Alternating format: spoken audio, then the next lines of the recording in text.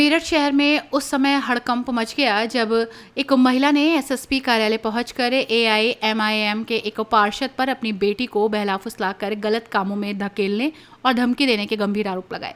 महिला ने पुलिस से अपनी बेटी को वापस दिलाने और मामले में सख्त कार्रवाई की मांग की है। पीड़िता की मां का आरोप है कि उनकी बेटी का विवाह 2026 में गाजियाबाद निवासी एक युवक के साथ हुआ था। महिला का कहना है कि विवाह के बाद एक स्थानीय पार्षद जो स्वयं को परिवार का परिचित और मुंह बोला भाई बताता था, उनके घर आने जाने लगा। धीरे धीरे उसने परिवार के भरोसे का फायदा उठाया। शिकायत में आरोप लगाया गया कि पार्षद ने युवती को ससुराल से अलग करवाकर तलाक की स्थिति तक पहुंचाया और बाद में उसे अपने साथ ले गया। महिला ने गंभीर आरोप लगाते हुए कहा कि उसकी बेटी को गलत गतिविधियों में धकेला जा रहा है और उसे मानसिक और सामाजिक रूप से प्रताड़ित किया जा रहा है। महिला ने यह भी आरोप लगाया कि जब उसने विरोध किया तो उसे और उसके पूरे परिवार को झूठे मुकदमों में फंसाने और जान से मारने की धमकी दी गई। शिकायत में यह भी उल्लेख किया गया कि युवती के बैंक खाते में संदिग्ध रूप से बड़ी रकम ट्रांसफर की गई, जिसे उसने पुलिस को साक्ष्य के रूप में सौंपने की बात कही है। पीड़िता की मां का कहना है कि उन्होंने पहले थाना ब्रह्मपुरी और थाना लिसाड़ी गेट में शिकायत की थी, लेकिन वहां से कोई ठोस कार्रवाई नहीं हुई। इसके बाद उन्हें एसएसपी के समक्ष गुहार लगाने के लिए मजबूर होना पड़ा। मामले को गंभीर मानते हुए अब पुलिस प्रशासन की ओर से जांच की संभावना जताई जा रही है। एसएसपी कार्यालय में प्रार्थना पत्र मिलने के बाद संबंधित थाना पुलिस को मामले की जांच के लिए निर्देश दिए जा रहे हैं। उसी का अगर सही इस्तेमाल किया जाए तो इंसान का नाम चार चांद लग जाता है।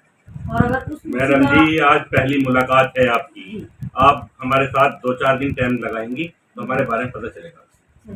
नहीं, आप नहीं लगाएंगे, हम लगाएंगे आप, क्योंकि मैंने आपके बारे में गलत ही सुना है, अच्छा नहीं सुना अभी तक। अब ये बताएंगी ना, हमारी अच्छाई ये बताएंगी। अब जब चालू करेंगे हम, आप बताएं। जब अच्छाई हमारी सुनना, और फिर इनके मुंह से जो है ना, हमारे मोबाइल में एक ऐसी रिकॉर्डिंग है जिसे अगर हम आज तक आपको कोई नुकसान पूछा हमसे पहुंच गया, आप लड़की की ससुराल पहुंच गए। सबसे बड़ा नुकसान तो ये पहुंचाया आपने तलाक दिलवा के उस लड़की को है और उसे हॉस्टल में रोक दिया। सबसे बड़ा नुकसान तो तुमने मुझे ये पहुंचाया। उसके बाद में सुनो पहले मेरी बात, सारी बिरादरी में छाप दिया मुझे। सबसे बड़ा नुकसान ये पहुंचाया। तुम मुझसे यूँ कहते ना जमीन को इस मकान को दे दे तो मैं तुम्हारे नाम कर देती, उफ भी नहीं करती। तुमने मेरी इज्जत से खेल लिया। इससे बड़ा और क्या मुझे नुकसान पहुँचाओगे तुम? बताओ तुम, इससे बड़ा नुकसान क्या पहुंचाओगे तुम मुझे? ससुराल वालों ने ये कह दी कि हाजी अफजाल को हमने देखा तो मैम आपके सामने क्या बताया? कोई एक आदमी भी नहीं, मैंने फोन करा था उन्हें, उसके ससुर को। मैंने सर कहा है, मैं आ रहा हूँ मिलने। उन्होंने कहा था ना जिससे वो बात करे, लव करे थी। हाँ, तो लव करी थी, जिससे लव करी थी ना, वो यहाँ आके ले गया और वो बताई थी हाजी अफजाल मेरा मामा बता रही थी। और रिकॉर्डिंग शायद हमारे पे हैगी, सुना दो। फोन लगा, रिकॉर्डिंग सुना रहा हूँ। रिकॉर्डिंग उस बाद में फोन लगा तो नहीं फोन लगा अगर हाजी अफजाल का नाम भी, हाजी अफजाल का इसकी फुप्पो ने भी नाम लिया। पूछो फोन करके दे, बता फुप्पो को। विदेश में तो रह नहीं, विदेश में नहीं रह रहा, खानदान यही रह रहा।